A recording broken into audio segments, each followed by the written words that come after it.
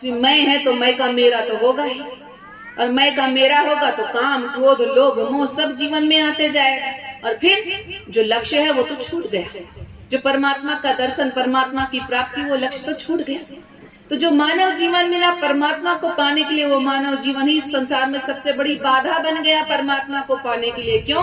क्योंकि मैं जुड़ गया, विषय विकार जुड़ गए, माया से जीव जुड़ गया, फलस्वरूप इस भवसागर में फंसा रह गया।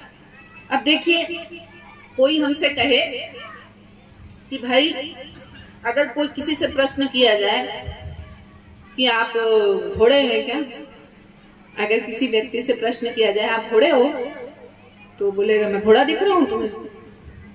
फिर किसी से प्रश्न किया जाए आप गधे हो क्या, नाराज हो जाएगा मैं गधा दिख रहा हूं तुम्हें। फिर किसी व्यक्ति से प्रश्न किया जाए कि आप शेर हो क्या, मैं शेर दिख रहा हूं तुम्हें। किसी व्यक्ति से प्रश्न किया जाए आप राक्षस हो क्या,